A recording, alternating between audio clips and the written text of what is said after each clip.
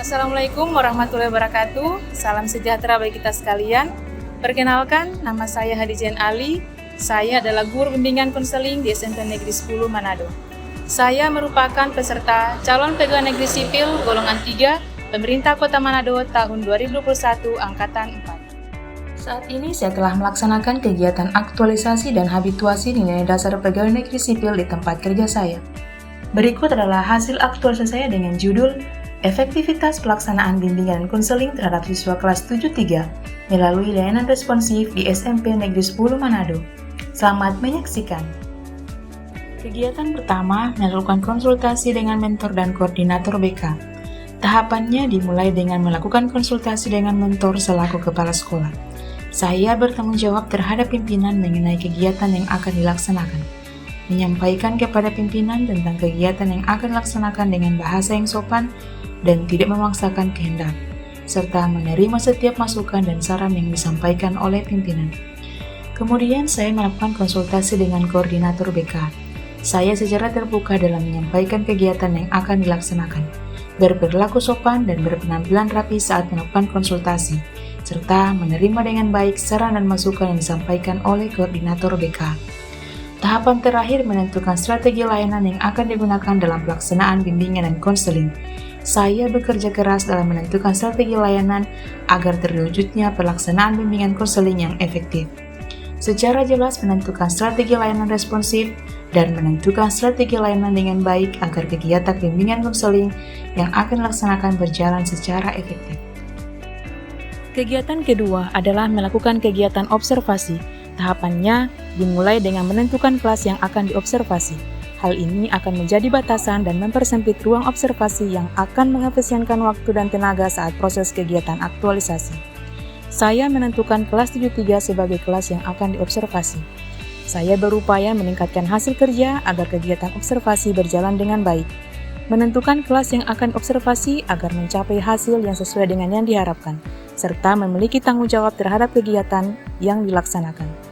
Kemudian saya melakukan pertemuan dengan wali kelas untuk meminta izin melakukan aktualisasi di kelasnya.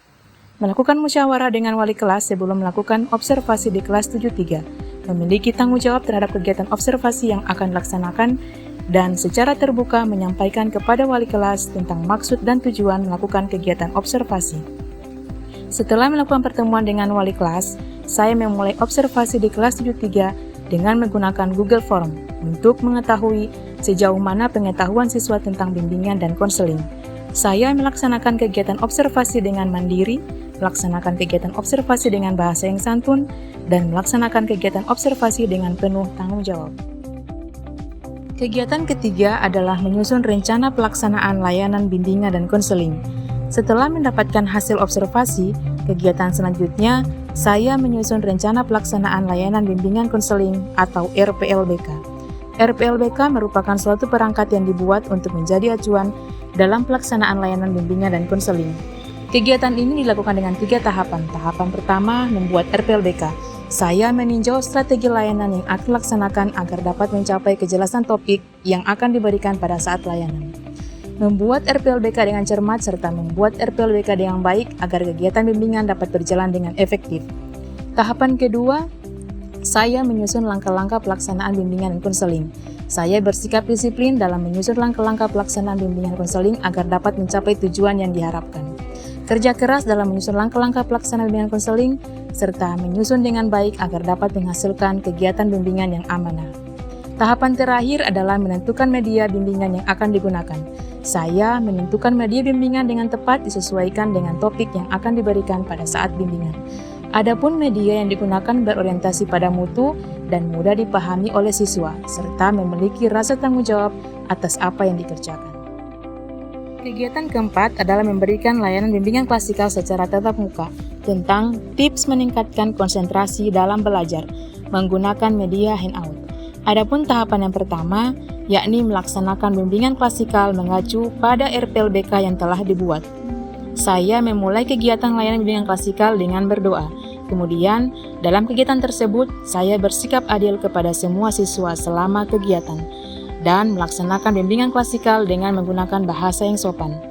Kemudian tahapan kedua, saya membagikan media handout kepada siswa tentang tips meningkatkan konsentrasi dalam belajar. Saya bekerja keras dalam melaksanakan tugas agar dapat mencapai hasil yang diharapkan. Melaksanakan kegiatan bimbingan dengan menggunakan media handout untuk mendukung proses bimbingan klasikal agar berjalan dengan efektif, serta melaksanakan tugas dengan profesional. Tahapan ketiga yakni membagikan lembar penilaian segera kepada siswa. Saya membagikan lembar penilaian segera kepada siswa secara menyeluruh dan membagikan lembar penilaian dengan disiplin dan tetap memperhatikan protokol kesehatan, serta membagikan lembar penilaian dengan baik dan sopan. Kegiatan kelima adalah memberikan layanan bimbingan kelompok tentang percaya diri melalui aplikasi Zoom. Adapun kegiatan ini dilakukan dengan 3 tahapan. Di antaranya, tahapan pertama, saya mengarahkan siswa masuk ke aplikasi Zoom melalui link bimbingan yang sudah dibagikan di grup WA. Saya membantu siswa agar dapat masuk ke link Zoom yang sudah dibagikan secara jelas dalam menyampaikan link Zoom kepada siswa, serta meminta siswa agar tertib mengikuti bimbingan melalui aplikasi Zoom. Tahapan kedua, menjelaskan topik dan tujuan bimbingan kelompok daring. Dalam tahapan ini, saya dengan jelas menyampaikan topik dan tujuan dari pelaksanaan bimbingan kelompok kepada siswa, menjelaskan topik dan tujuan bimbingan kelompok dengan bahasa yang santun, serta bekerja keras dalam melaksanakan bimbingan kelompok daring kepada siswa agar dapat mencapai tujuan yang diharapkan. Kemudian tahapan terakhir adalah membagikan lembar penilaian segera kepada siswa secara daring. Saya membagikan lembar penilaian segera kepada siswa secara menyeluruh, sesuai dengan jumlah siswa yang mengikuti bimbingan kelompok daring. Kegiatan ini dilakukan untuk menilai sejauh mana proses bimbingan kelompok yang telah dilaksanakan berjalan dengan efektif dan efisien. Saya membagikan laise kepada siswa yang telah mengikuti kegiatan bimbingan dengan cepat dan tepat setelah selesai melaksanakan kegiatan bimbingan. Kegiatan keenam adalah memberikan layanan bimbingan klasikal secara tatap muka tentang tips memahami pelajaran dengan baik menggunakan media leaflet. Pada tahapan pertama, saya menjelaskan cara, tujuan, dan asas-asas pelaksanaan bimbingan klasikal kepada siswa. Tahapan ini saya menyampaikan dengan jelas cara, tujuan, dan asas-asas pelaksanaan bimbingan klasikal agar mudah dipahami oleh siswa. Menjelaskan cara, tujuan, dan asas-asas bimbingan klasikal secara tepat dan menjelaskan dengan baik agar dapat mencapai hasil yang sesuai dengan yang diharapkan. Tahapan kedua, saya menjelaskan materi dan membagikan leaflet tentang tips memahami pelajaran dengan baik kepada siswa. Saya bertindak sesuai aturan, di mana menjelaskan materi dan membagikan leaflet berdasarkan RPLBK yang sudah dibuat. Menjelaskan dan membagikan leaflet kepada siswa dengan tetap memperhatikan ketertiban dan protokol kesehatan, serta melaksanakan kegiatan bimbingan klasikal dengan penuh rasa tanggung jawab. Adapun tahapan terakhir, yakni membagikan lembar penilaian segera kepada siswa. Dalam tahapan ini, saya bersikap adil dalam melaksanakan penilaian terhadap siswa berdasarkan lembar penilaian segera yang telah diisi oleh masing-masing siswa. Saya melaksanakan penilaian segera kepada siswa dengan disiplin dan tetap memperhatikan protokol kesehatan. Dalam tahapan ini, saya melaksanakan penilaian segera kepada siswa secara menyeluruh untuk mengukur sejauh mana pemahaman siswa terhadap materi bimbingan yang telah dilaksanakan. Kegiatan ketujuh adalah menerapkan aplikasi konselor sebagai media konsultasi individual. Dalam kegiatan ini, ada 3 tahapan yang saya lakukan. Tahapan pertama, saya merancang konsep aplikasi konselor untuk kegiatan bimbingan dan konseling. Saya merancang konsep aplikasi yang belum pernah ada sebelumnya, yang saya namakan aplikasi konselor. Aplikasi konselor yang akan digunakan sebagai media konsultasi individual berbasis online. Saya berupaya meningkatkan kualitas hasil kerja demi terwujudnya kegiatan bimbingan konseling yang efektif serta memberikan layanan yang berdaya guna. Adapun tahapan kedua, saya melakukan pertemuan dengan tenaga pengembang aplikasi melalui Zoom dalam rangka pembuatan aplikasi konselor yang konsepnya saya sudah buat sebelumnya. Saya berupaya menghasilkan suatu inovasi dalam pelaksanaan bimbingan konseling dengan melakukan kerjasama dengan tenaga pengembang aplikasi. Melakukan kerjasama dengan tenaga pengembang aplikasi agar dapat menghasilkan sebuah inovasi dalam pelaksanaan bimbingan dan konseling, serta melakukan kerjasama agar terwujudnya pelaksanaan bimbingan konseling yang berdaya guna. Tahapan terakhir dari kegiatan ini adalah saya mengarahkan siswa untuk mengakses aplikasi konselor sebagai media konsultasi individual. Dalam tahapan ini, saya mengarahkan siswa mengakses aplikasi konselor secara tepat berdasarkan tutorial yang telah saya bagikan di grup WA.